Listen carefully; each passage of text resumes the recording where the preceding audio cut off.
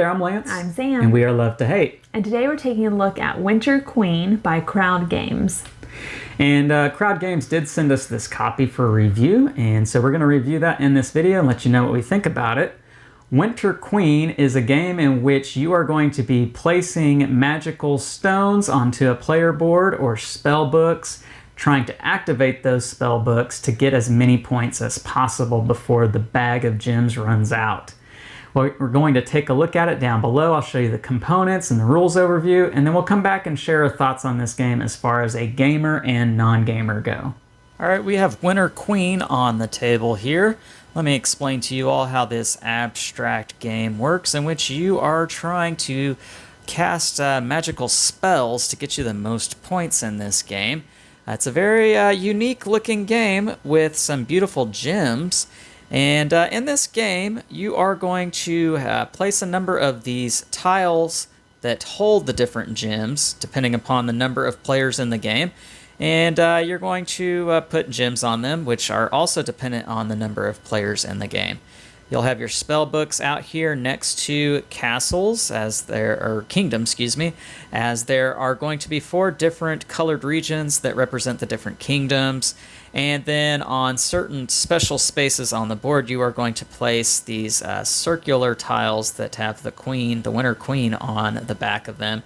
And at the beginning of the game, you will shuffle those 5 that are out there on the board with 3 others that I have set off to the side. And you can see that some of them have gems on them and some of them are just blank, so you're never quite sure how the board is going to be set up at the beginning of the game. And in this game, what you are going to be doing, you have 3 possible choices on your turn. On your turn, you can draw a gem from one of the tiles that are next to you. And real quick, this rule changes a little bit if you are playing a 2-player game, because in a 2-player game, you're only going to have 3 of these tiles out here that are holding gems. And you can select from any one of the 3, whereas in a or more than 2-player game, you are going to be limited next to the 2 that are on your left and right. And so if I'm sitting right here, I can only take from one of these 2. And so I might take a red gem here, and I can place it anywhere on the map that doesn't already have a gem. And so if I, let's say, place it right here in the blue region, I will then get to take the top spell from the blue region's spellbook deck. And I will get to keep this in front of me. Now, I can only ever have up to 3 spell books in my player area. If I take a 4th one, I have to discard a different one. And so that's the first option that I could do. Another option that I could do is I could place a gem on top of one of my spell books. And I have to place it either on the left page or the right page, whichever one doesn't already have a gem. And we'll come back to what this does here in just a second, because the third thing that I could do is I could activate one of my spell books. Now, if I activate it with only 1 gem, I have to do the spell that gem is on. And so, for instance, I would be doing this spell right here. And the gem that is on it is very important because I then have to find a spot somewhere on the map that has that same color gem. And so I might have it right, let's say right here. And I would say, well, okay, I'm doing this spell right here based off of a red gem, and I pick this red gem right here. Now, I could pick this red gem even though it is on this token, and it's not an actual gem on the board, but that does count for these different spells. If I have 2 gems, one on each side of my spell book, then I can activate both spells. And when I do that, I then also get to remove 1 gem from the board to place back into the bag. And the reason why I might do that is it might disrupt another player's spell books that they have that they are fixing to use. And that would keep them from scoring points. Now, anytime a player takes the last gem from a tile holder, they will get 1 point. Which, on that note, let's go over these different point markers here. As you can see, we've got 1s, 2s, 5s, and 10s. And anytime you take one of these point markers, you are going to turn it over face down so that no one's exactly quite sure how many points you have in front of you. And once a tile is completely empty, you would reload it with gems from the bag. And when this bag runs out, that is going to indicate when the game is about to end, because all the gems will move to one tile for the last round, in which players can draw only from that tile. And you can only add gems to the board out here or to your spell books. You cannot cast any spells in the last final round, because at the end of the game, after everyone has gotten to take one last turn, then players are going to cast all the spells that they can and score as many points. Now, I didn't explain how these different spells work. On the back of the player aid here, you're going to see the list of how all the spells work. They are going to score you points for spaces that are empty next to certain colors of gems, or gems that are of a certain color that are in straight lines from that particular point and spot on the map, or gems that are on the borders, gems that are all by themselves, gems that are in a straight line of different colors. Let me get this back in focus here. Different regions that have those colors of gems in them, and so on and so forth. You can see here that there are going to be 8 different possible spells that you can do, and the way that you can score the different points in this game. And at the end, whoever has the most points is going to be the winner, and that is how you play Winter Queen. Let's go back up top, share our thoughts on this. And we're back. And now we're going to share our thoughts on what a gamer and non-gamer thinks of Winter Queen while we let you guys take a look at some of the gameplay footage here.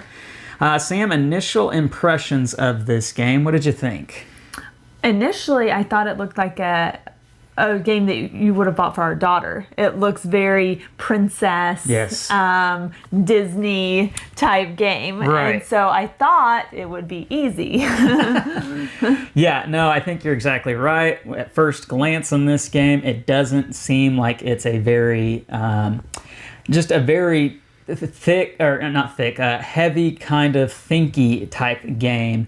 Looks like it would be a lighter game, a very, maybe like you said, childlike experience of gaming when it comes to it. It just has that kind of look and feel to it. Yeah. You mentioned Disney. I think this is Elsa, Queen Elsa that we're talking about, the Winter Queen here. That's who we're talking about. But no, it's not. It does have that look to it, and so looks are very deceiving when it comes to this game, because this is a thinkier game, wouldn't you say, Sam? Yes, absolutely. What was your gaming experience like with this one? I'm not gonna lie, it was a difficult game for me. There's a lot going on. There's a lot to compartmentalize in your brain as you're playing it, with the colors of the board, the colors of the stone, the spell books. There's a lot, and I found it overwhelming as a non-gamer. I feel like if I could play it multiple times, it would change my opinion slightly, but that's just not our lifestyle to get to play a game multiple times. Well, and as we've mentioned in other videos, that when you're gaming with a non-gamer, you may not have those multiple opportunities with a specific game, in the sense that, a lot of times when you're gaming with somebody who doesn't typically play games, they may only want to play one time. And if it's not an enjoyable experience with them that very first time, you're not likely to get another opportunity. So that is a factor here with this game. You mentioned that it's overwhelming.